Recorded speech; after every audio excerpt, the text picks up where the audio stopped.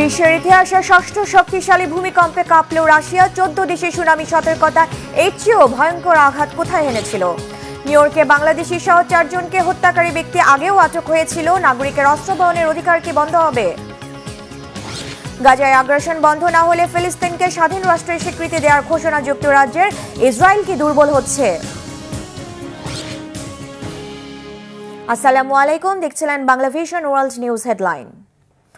রাশিয়ায় আঘাত হানা ইতিহাসের ভয়াবহ 8.8 মাত্রার শক্তিশালী ভূমিকম্পে কেবল রুশরাই কেঁপে ওঠেনি। এই প্রভাবে সুনামি হয়েছে রাশিয়া, জাপান, পেরু ও ইকুয়েডর সহ কয়েকটি দেশ। সুনামির সতর্কতা জারি করা হয়েছে আমেরিকা সহ 14 দেশে। তবে এটাই কি ইতিহাসের সবচেয়ে শক্তিশালী ভূমিকম্প? উত্তর না। এর আগেও পৃথিবী কেঁপেছে আরও ভয়াবহ কম্পনে।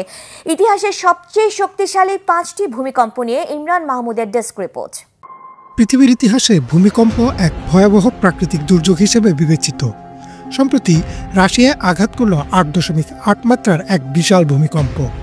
এই দুর্যোগ যে কতটা ভয়াবহ তা বোঝাতে বলা যায় 2023 সালে তুরস্কে যে ভয়াবহ 7.8 মাত্রার ভূমিকম্প হয়েছিল তার চেয়েও 32 গুণ শক্তিশালী রাশিয়ার ভূমিকম্প। এই 8.8 মাত্রায় কিন্তু সবচেয়ে শক্তিশালী না, মানব ইতিহাসে এর চেয়েও শক্তিশালী ভূমিকম্প আঘাত এনেছে।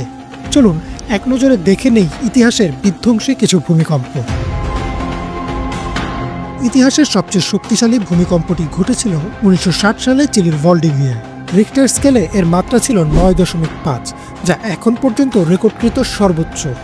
22 মে 1960 সালে এই ভূমিকম্পটি দক্ষিণ চিলিতে আঘাত হানে এবং এর ফলে প্রায় 1600 মানুষ নিহত হন এবং 30 লাখ মানুষ গৃহহীন হয়ে পড়েন। এই ভূমিকম্পের ফলে তৈরি হওয়া সুনামি হাওয়াই, জাপান ও ফিলিপাইন পর্যন্ত আঘাত হানে। জাতিসংঘ জিওলজিক্যাল সার্ভের তথ্য অনুযায়ী এতে ক্ষতির পরিমাণ ছিল আনুমানিক $550 মিলিয়ন। দ্বিতীয় অবস্থানে রয়েছে 2004 সালের 26 ডিসেম্বর ইন্দোনেশিয়ার সুমাত্রা দ্বীপে সংঘটিত ভূমিকম্প। রিক্টার স্কেলে এর মাত্রা ছিল 9.1। এটি ভারত মহাসাগরের তলদেশে আঘাত হানে এবং এর ফলে সৃষ্ট ভয়ঙ্কর tsunami Indonesia, Sri Lanka, Bharat, Thailand, Bangladesh সহ একাধিক দেশে আঘাত হানে। দ্য গার্ডিয়ানে প্রকাশিত একটি প্রতিবেদন মতে প্রায় 2,30,000 মানুষ প্রাণ হারান এই ভূমিকম্প ও এ থেকে সৃষ্ট সুনামিতে, আর অর্থনৈতিক ক্ষতির পরিমাণ ছিল প্রায় $15 বিলিয়ন। তৃতীয় অবস্থানে রয়েছে 2011 সালের জাপানের তোহোকু অঞ্চলের সংঘটিত ভূমিকম্প, যার মাত্রা ছিল 9.0। এই ভূমিকম্পটি 11 মার্চ সংঘটিত হয় এবং এর ফলে ভয়াবহ সুনামি সৃষ্টি হয়, যা ফুকুশিমা পারমাণবিক বিদ্যুৎ কেন্দ্রের দুর্ঘটনার কারণ হয়ে দাঁড়ায়। এই ভূমিকম্পের কারণে প্রায় 15,897 জন নিহত হন এবং 4,500 জন নিখোঁজ হন। বিশ্বব্যাংকের একটি প্রতিবেদন অনুযায়ী অর্থনৈতিক ক্ষতির পরিমাণ ছিল আনুমানিক $360 বিলিয়ন, যা এখনও পৃথিবীর ইতিহাসের সবচেয়ে ব্যয়বহুল প্রাকৃতিক দুর্যোগ হিসেবে বিবেচিত। চতুর্থ শক্তিশালী ভূমিকম্পটি ঘটেছিল 1952 সালের 4 নভেম্বর রাশিয়ার কামচাটকা দ্বীপে। রিক্টার স্কেলে এর মাত্রা ছিল 9.0। যদিও এই ভূমিকম্পটি প্রশান্ত মহাসাগরের দূরবর্তী অঞ্চলে হয়েছিল, তাই সৌভাগ্যবশত প্রাণহানির সংখ্যা তুলনামূলকভাবে অনেক কম ছিল। তারপরও এটি বিশাল এক সুনামির জন্ম দেয়। নোয়া সুনামি ডেটাবেজের সূত্র অনুযায়ী হাওয়াই দ্বীপপুঞ্জে এই সুনামিতে অন্তত 10 জন প্রাণ হারান এবং বিশাল অর্থনৈতিক ক্ষতি হয়। পঞ্চম ভূমিকম্পটি ঘটেছিল 2010 সালের 27 ফেব্রুয়ারি চিলির মাউলে অঞ্চলে। রিক্টার স্কেলে এর মাত্রা ছিল 8.8। এই ভূমিকম্পতে অন্তত 500 জনের মৃত্যু হয় এবং 8 লাখেরও বেশি মানুষ বাস্তুচ্যুত হন, আর ক্ষতি পরিমাণ ছিল প্রায় $30 বিলিয়ন। স্বাধীনতার পর বাংলাদেশের সবচেয়ে বড় ভূমিকম্পটি অনুভূত হয়েছিল 1997 সালের 12 জুন দুপুর 2:30। যদিও এর উৎপত্তি স্থল ছিল ভারতের মেঘালয় রাজ্যে। রিক্টার স্কেলে এর মাত্রা ছিল 8.1। বাংলাদেশের সিলেট, ঢাকা ও ময়মনসিংহে প্রচণ্ড কাঁপুনি অনুভূত হয়। সিলেট এলাকায় বেশ কিছু ঘরবাড়ি ধসে যায় আর মাটিতে ফাটল ধরে। এই ভূমিকম্পগুলো কেবলমাত্র সংখ্যার বিচারে বড় নয়, মানব সভ্যতার ইতিহাসে এগুলোর প্রভাব ছিল সুদূরপ্রসারী। ভূকম্পন সংক্রান্ত গবেষণার উন্নতির ফলে এখন অনেক সময় আগে থেকে সতর্কতা দেওয়া সম্ভব হচ্ছে, তবে বড় ধরনের ভূমিকম্পের ক্ষতি এড়ানো আজও অসম্ভব। ইমরান মাহমুদ, বাংলা ভিশন। এদিকে বিশ্বের ইতিহাসের ষষ্ঠতম শক্তিশালী ভূমিকম্প ও সুনামির পর আগ্নেয়গিরির অগ্ন্যুৎপাত শুরু হয়েছে রাশিয়াতে। আগ্নেয়গিরিটি পূর্ব রাশিয়ার কামচাটকা সমুদ্র উপকূলে ভূমিকম্প সংঘটিত হওয়া স্থানের পাশেই বিস্ফোরিত হয়েছে। বিশ্বের সর্বোচ্চ আগ্নেয়গিরির মধ্যে এটি অন্যতম। এর আগে বুধবার রাশিয়ার কামচাটকা উপদ্বীপে 8.8 মাত্রার ভূমিকম্প অনুভূত হয়। পরপর কয়েক দফায় শক্তিশালী ভূমিকম্প আঘাত হানার পরপরই সুনামি আঘাত হানে। শক্তিশালী ভূমিকম্পের পর 14টি দেশে সুনামি সতর্কতা জারি করা হয়েছে, যার মধ্যে রয়েছে যুক্তরাষ্ট্র, Japan, Hawaii, Mexico, New Zealand, Papua New Guinea, Solomon দ্বীপপুঞ্জ এবং ভানুতাউ। স্থানীয়দের সতর্ক করে বক্তব্য দেন কামচাটকার গভর্নর। স্থানীয় প্রশাসন থেকে সার্বিক সহায়তার আশ্বাস দেন তিনি। 13 ফুট উচ্চ জলোচ্ছ্বাসে ভেসে যায় কামচাটকার সমুদ্র উপকূল। ভূমিকম্পের পর রাশিয়ার কামচাতস্কি শহরের কাছে প্রশান্ত মহাসাগরে ভূমিকম্পের কেন্দ্রস্থল থেকে 300 কিলোমিটার ব্যাসার্ধের মধ্যে অবস্থিত উপকূলীয় অঞ্চলে সুনামি সতর্কতা জারি করে ইউএসজিএস। এর ধারাবাহিকতায় সুনামি সতর্কতা জারি করা হয় জাপান, যুক্তরাষ্ট্রের হাওয়াই ও আলাস্কা সমুদ্র উপকূলে। জাপানে 10 ফুট পর্যন্ত জলোচ্ছ্বাসের পূর্বাভাসও দেওয়া হয়। এমন পরিস্থিতিতে বাড়ির ছাদে আশ্রয় নেন জাপানের উত্তর সমুদ্র উপকূলীয় অঞ্চলের বাসিন্দারা। কামচাটকা উপদ্বীপ, কুরিল দ্বীপপুঞ্জ, জাপান থেকে সুনামি সতর্কতা বাতিল করেছে কর্তৃপক্ষ। তবে ঝুঁকি এখনো রয়ে গেছে বলে জানিয়েছেন বিশেষজ্ঞরা। যুক্তরাষ্ট্রের নিউ ইয়র্কে বন্দুক হামলায় বাংলাদেশি বংশোদ্ভূত পুলিশ কর্মকর্তা দিদারুল ইসলাম সহ 4 জনকে হত্যার ঘটনায় আত্মহত্যাকারী ঘাতকের বিষয়ে চাঞ্চল্যকর কিছু তথ্য দিয়েছে পুলিশ। হামলাকারীর প্রধান লক্ষ্য ছিল NFL এর সদর দপ্তর। এর আগেও 2 বার বিভিন্ন সংঘাতে জড়ানোর কারণে আটক করা হয় হামলাকারীকে। আবারও প্রশ্ন উঠেছে মার্কিন নাগরিকদের অস্ত্র বহনের অধিকার নিয়ে। চন্দ্রিকা মজুমদারের ডেস্ক রিপোর্ট। যুক্তরাষ্ট্রের ম্যানহাটনে বন্দুক হামলায় নিহত বাংলাদেশি বংশোদ্ভূত পুলিশ কর্মকর্তা দিদারুল ইসলামের মরদেহ নিউ ইয়র্কের ব্রঙ্কসের পার্কচেস্টারে পৌঁছালে শোকাবহ পরিবেশের সৃষ্টি হয়। শত শত পুলিশের পাহারায় মরদেহ ফিউনারেলে আনা হলে সতীর্থরা তাকে গার্ড অব অনার প্রদান করেন। পুলিশ ও তার পরিবারের সদস্যরা জানিয়েছেন, প্রয়োজনীয় আনুষ্ঠানিকতা শেষে বৃহস্পতিবার জানাজা ও দাফন সম্পন্ন করবেন। প্রাথমিক তদন্তে উঠে এসেছে এই হত্যাকাণ্ড চালাতে 27 বছর বয়সী শেন ডেভন তামুরা তার আবাসস্থল লাস ভেগাস থেকে গাড়ি নিয়ে রওনা দেওয়ার 3 দিনের মধ্যে ম্যানহাটনে পৌঁছায়। সে 44 তলা বিশিষ্ট ওই ভবনের ভেতরে M4 রাইফেল হাতে ঢোকার সময়ই শনাক্ত করেছিল নিরাপত্তা ক্যামেরা। এরপরও ক্যামেরার তোয়াক্কা না করেই সে ভেতরে ঢুকে পড়ে এবং হত্যাকাণ্ড চালায়।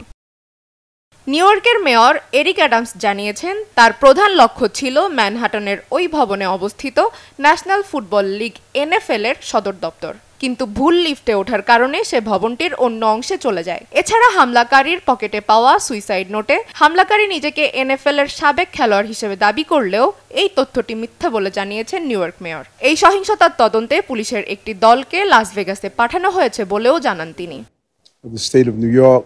তবে হামলাকারীর সাবেক কোচ জানিয়েছেন, 2016 সাল পর্যন্ত তামুরা ক্যালিফোর্নিয়া হাই স্কুল আর লস অ্যাঞ্জেলেস চার্টার স্কুলে ফুটবল খেলেছে। তার বাবা ছিলেন লস অ্যাঞ্জেলেস পুলিশের কর্মকর্তা। হামলাকারীর CTE নামের মানসিক রোগে আক্রান্ত হওয়ার তথ্যটি সঠিক বলে জানিয়েছেন তার পরিবার। মানসিক সমস্যার কারণে এর আগেও হামলাকারী বিভিন্ন সংঘাতে জড়িয়েছে। এর ফলে 2022 ও 2024 সালে তামুরাকে আটক করে স্থানীয় আইন শৃঙ্খলা বাহিনী।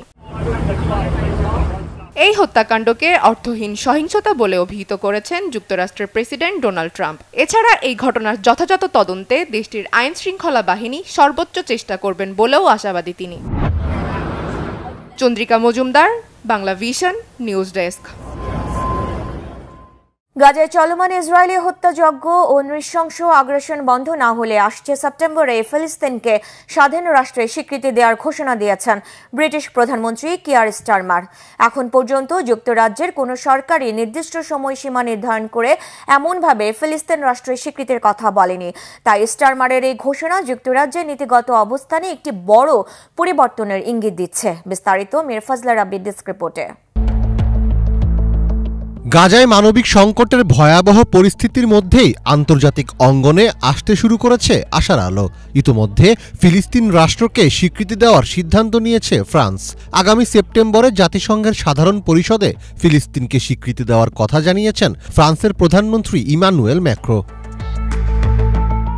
এরপর থেকেই রাজনৈতিক চাপ বাড়তে থাকে যুক্তরাজ্যের লেবার পার্টির ওপর। দেশটির পার্লামেন্টের 220 জন এমপি প্রধানমন্ত্রী কিয়ার স্টারমারকে চিঠি দিয়ে দ্রুত ফিলিস্তিনকে স্বীকৃতি দেওয়ার আহ্বান জানান। সেই প্রেক্ষিতে আগামী সেপ্টেম্বর মাসেই ফিলিস্তিনকে রাষ্ট্র হিসাবে স্বীকৃতি দেওয়ার কথা জানালো যুক্তরাজ্য। গাজায় চলমান যুদ্ধ বন্ধ না হলে ও টেকসই শান্তি প্রক্রিয়ার জন্য কার্যকর পদক্ষেপ না নিলে ফিলিস্তিনকে রাষ্ট্র হিসেবে স্বীকৃতি দেবে যুক্তরাজ্য, এমন বার্তায় দিয়েছেন দেশটির প্রধানমন্ত্রী কিয়ার স্টারমার। 29 জুলাই জরুরি মন্ত্রিসভা বৈঠক শেষে এক সরকারি বিবৃতিতে এ সিদ্ধান্ত জানানো হয়। স্টারমার বলেন, জাতিসংঘ সাধারণ অধিবেশনের আগেই যুক্তরাজ্য ফিলিস্তিনকে স্বীকৃতি দিতে পারে, তবে এর জন্য শর্ত হল ইসরায়েলকে গাজায় যুদ্ধ বন্ধ করতে হবে, অধিকৃত পশ্চিম তীর দখলের পরিকল্পনা বাদ দিতে হবে এবং দ্বিরাষ্ট্র সমাধানের পথে এগোতে হবে। আমাদের লক্ষ্য একটি নিরাপদ ও সুরক্ষিত ইসরায়েল এবং একটি কার্যকর ও সার্বভৌম ফিলিস্তিনি রাষ্ট্র। সঠিক শান্তি প্রক্রিয়া অবদান রাখার জন্য আমরা একটি ফিলিস্তিনি রাষ্ট্রকে স্বীকৃতি দেব, আর এখনই এই পদক্ষেপ নেওয়ার সঠিক সময়। হামাসের প্রতি আমাদের বার্তা অপরিবর্তিত। তাদের অবিলম্বে সমস্ত জিম্মিকে মুক্তি দিতে হবে, যুদ্ধবিরতিতে স্বাক্ষর করতে হবে, নিরস্ত্র করতে হবে এবং স্বীকার করতে হবে যে তারা গাজায় সরকারের কোনো ভূমিকা পালন করবে না। আমরা সেপ্টেম্বরে একটি মূল্যায়ন করব যে পক্ষগুলো এই পদক্ষেপগুলোর সাথে কতটা মিল রেখেছে। তবে আমাদের সিদ্ধান্তের উপর কারো ভেটো থাকা উচিত নয়। আমরা দুর্ভোগের অবসান ঘটাতে চাই। দিন কয়েক আগে স্কটল্যান্ডে মার্কিন প্রেসিডেন্ট ডোনাল্ড ট্রাম্পের সাথে দেখা করেন কিয়ার স্টারমার। দুই নেতার সাক্ষাতের পর যুক্তরাজ্যের তরফ থেকে এমন ঘোষণা আসলো। ফলে অনেকের মতে ট্রাম্পকে ইসরায়েলের ঘনিষ্ঠ মিত্র হিসেবে ধরা হলেও ফিলিস্তিন ইস্যুতে তিনি স্টারমারকে বাধা দেবেন না। যুক্তরাজ্যে নিযুক্ত ফিলিস্তিনি রাষ্ট্রদূত হুসাম জমলট এই সিদ্ধান্তকে স্বাগত জানিয়েছেন। যুক্তরাজ্যের স্বীকৃতি একটি ঐতিহাসিক ও নৈতিক গুরুত্ব বহন করে বলে মনে করেন তিনি বলেন, এটি সেই উপনিবেশ যুগের বেলফোর ঘোষণার অন্যায়ের প্রতিকারে একটি গুরুত্বপূর্ণ পদক্ষেপ, যেখানে ব্রিটেন ইহুদি রাষ্ট্র প্রতিষ্ঠার সমর্থন জানিয়েছিল এবং ফিলিস্তিনিদের অধিকারকে অস্বীকার করেছিল। অন্যদিকে যুক্তরাজ্যের এই ঘোষণার কড়া সমালোচনা করেছে ইসরায়েল। প্রধানমন্ত্রীর কার্যালয় থেকে প্রকাশিত এক বিবৃতিতে এই সিদ্ধান্তকে হামাসকে পুরস্কার দেওয়ার শামিল বলে উল্লেখ করা হয়েছে। ওই বিবৃতিতে নেতানিয়াহু দাবি করেন, ইসরায়েলের পাশে এমন রাষ্ট্র থাকা যুক্তরাজ্যের জন্য হুমকি। ফিলিস্তিনি রাষ্ট্রের স্বীকৃতির লক্ষ্যে এরই মধ্যে জাতিসংঘে 3 দিনের সম্মেলন শুরু করেছে সৌদি আরব ও ফ্রান্স। গত সোমবার এ সম্মেলন শুরু হয়েছে। বিশ্লেষকদের মতে সম্মেলনটি অন্যান্য ইউরোপীয় দেশের জন্য ফিলিস্তিন রাষ্ট্রের স্বীকৃতির প্ল্যাটফর্ম হিসাবে কাজ করবে। মীর ফজলে রাব্বি, বাংলা ভিশন। জাপানের হিরোশিমা নাগাসাকিতে পারমাণবিক বোমা হামলার 80 বছর পূর্ণ হবে চলতি বছর। বরাবরের মতো এবারও আগামী 6 ও 9 আগস্ট এই দিনগুলো স্মরণে দুটি শহরে বোমা বিস্ফোরণের নির্দিষ্ট সময়ে বাজানো হবে ঘণ্টা। পালন করা হবে 1 মিনিটের নীরবতা। বিস্তারিত ডেস্ক রিপোর্টে। দ্বিতীয় বিশ্বযুদ্ধের শেষ এবং হিরোশিমা ও নাগাসাকিতে পারমাণবিক বোমা বিস্ফোরণের 80তম বার্ষিকী আসন্ন। জাপানের জনগণ আবারও সেই শোকাবহ দিনটির স্মরণে গভীর শ্রদ্ধা নিবেদন করবেন। এই মর্মান্তিক ঘটনার স্মরণে পালিত হবে বিশেষ কর্মসূচি। অনেকেই সেই করুণ মুহূর্তগুলোর কথা স্মরণ করে হৃদয়ে গভীর ছাপ অনুভব করবেন, ভাসবেন আবেগের সমুদ্রে। জাপানের দক্ষিণ পশ্চিমাঞ্চলের একটি শহর হিরোশিমা। প্রায় 80 বছর আগে এই হিরোশিমা শহরটি মার্কিন যুক্তরাষ্ট্রের পারমাণবিক বোমার আঘাতে ধ্বংস হয়ে গিয়েছিল। সেই হামলায় কয়েক মুহূর্তেই হাজার হাজার মানুষ প্রাণ হারায়। জাপানের 2টি শহর পরিণত হয়েছিল ধ্বংসস্তূপে। এই বছর ওই ঘটনার 80তম বার্ষিকী পূর্ণ হবে। 1945 সালের 6 আগস্ট স্থানীয় সময় সকাল 8:15 মার্কিন যুক্তরাষ্ট্রের B-29 বোমারু বিমান এনোলোকে হিরোশিমা শহরের উপর লিটল বয় নামে একটি পারমাণবিক বোমা ফেলে। এই হামলায় প্রায় 3,50,000 মানুষের ভেতর আনুমানিক 1,40,000 মানুষ প্রাণ হারান। এই ধরনের বিধ্বংসী পরিণতি কেউ কল্পনাও করতে পারেনি। তার আগেই এই 2 স্বপ্নের মতো ঘটনা ঘটে যায় জাপানিদের জীবনে। এই হামলায় শুধু তখনই নয়, পরবর্তীকালেও অনেকেই আহত হয়ে এবং তেজস্ক্রিয়তার প্রভাবে মারা যান।